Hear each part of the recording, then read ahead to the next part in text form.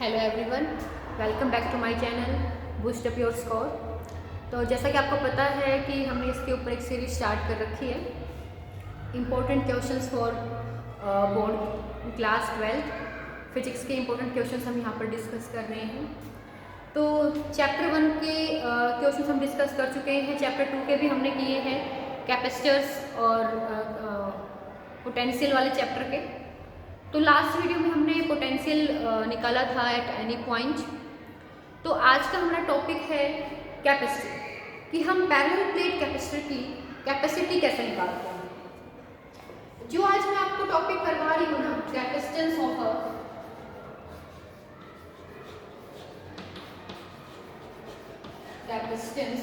अ parallel plate capacitor, ये इतना important आपको बता नहीं सकता। यहां से क्वेश्चन 100% आए, मोस्ट इंपॉर्टेंट टॉपिक। आप मन जितने भी स्टार लगाना चाहो उसके ऊपर लगा सकते। तो ये टॉपिक आज हम डिस्कस करने वाले हैं, कैपेसिटेंस निकालनी है पैरेलल प्लेट कैपेसिटर। तो सबसे पहले थोड़ा सा पता होना चाहिए कि पैरेलल प्लेट कैपेसिटर क्या होता है। हम 2 पैरेलल प्लेट्स लेते हैं, एक को हम पॉजिटिव चार्ज दे देते हैं, तो दूसरे के ऊपर कैसा चार्ज आ जाएगा, नेगेटिव। इसके इधर पॉजिटिव चार्ज आएगा तो उसको हम अर्थ से कनेक्ट कर लेते हैं, सारा चार्ज अर्थ में चला जाएगा। तो ये चार्ज पॉजिटिव रह जाती है और ये नेगेटिव। तो इस पर हमने क्या चार्ज पॉजिटिव हमने दिया है, यहाँ पर नेगेटिव चार्ज इंड्यूस हुआ है, और इसके इस साइड पॉजिटिव चार्ज जो इंड्यूस होता है वो सारा अर्थ में चला जाता है। तो वो प्लेट कैसी बन जाती है, नेगेटिवली चार्ज। तो ये सब थोड़ा सा बेसिक है कैपेसिटर का।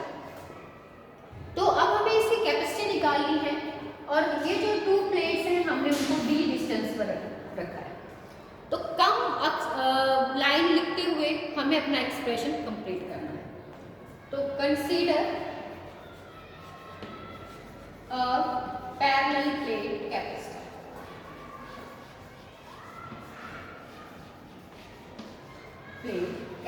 हमने एक पैरेलल प्लेट कैपेसिटर लिया। The distance between the plates h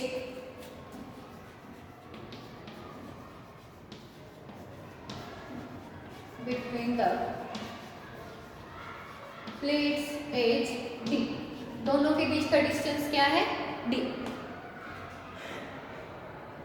तो जो कैपेसिटी का फॉर्मूला होता है वो क्या होता है, the capacitance of capacitor is given by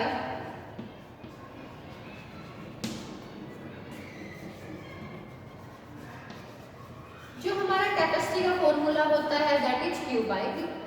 हमने जो चार्ज दिया है यहाँ पर दैट इज Q, तो हमें पता है, but we don't know about the potential develop in the capacitor plates. तो देखो, जब भी हम कोई एक्सप्रेशन करते हैं तो आपको क्लियर होना चाहिए हमें निकालना क्या है। हमें कैपेसिटेंस निकालना है, तो हमने कैपेसिटेंस का फॉर्मूला लिखा, C होता है Q बाय V का। Q हमें पता है, V हमें नहीं पता। तो अगर हम V निकाल के इस फॉर्मूले में पुट कर देंगे तो हमारे पास किसकी वैल्यू आ जाएगी, कैपेसिटेंस। तो देखते हैं potential develop between the plates. तो उन दोनों के बीच में क्या डेवलप हो जाएगा, पोटेंशियल। तो ये हम फॉर्मूला पढ़ चुके हैं, E is equal to minus dV by dr। अगर मैं मैग्नीट्यूड की फॉर्म में लूंगी और सिंपल, ये तो मैंने चेंज वाले फॉर्म में लिया, स्मॉल के लिए लिया है ना dV बाय dr। अगर मैं यहाँ पर डिस्टेंस r नहीं, यहाँ पर डिस्टेंस क्या है, d है।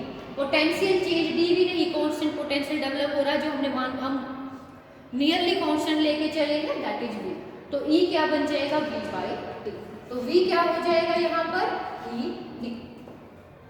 E क्या है हमारे पास, इलेक्ट्रिक फील्ड, और D क्या है, डिस्टेंस।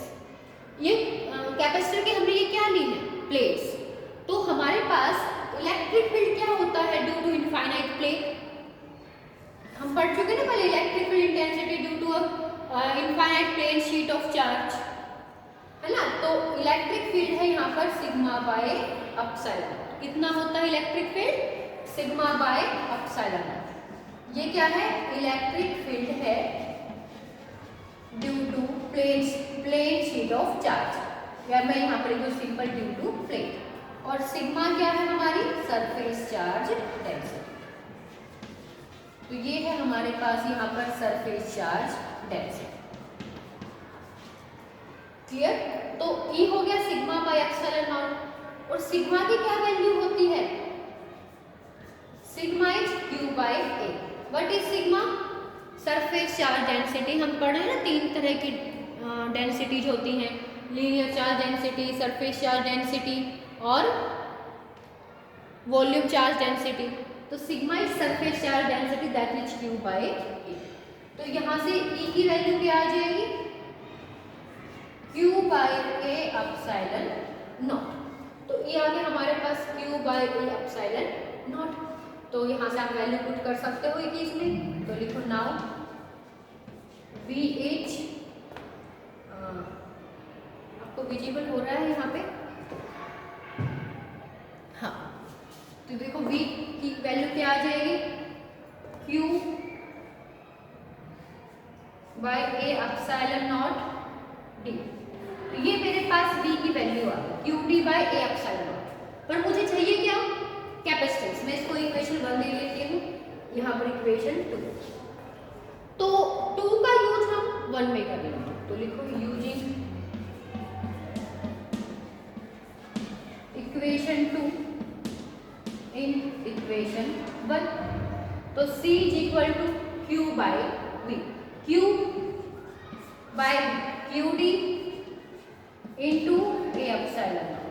तो Q से Q कैंसिल हो जाएगा, तो C होगा हमारा A epsilon naught by V।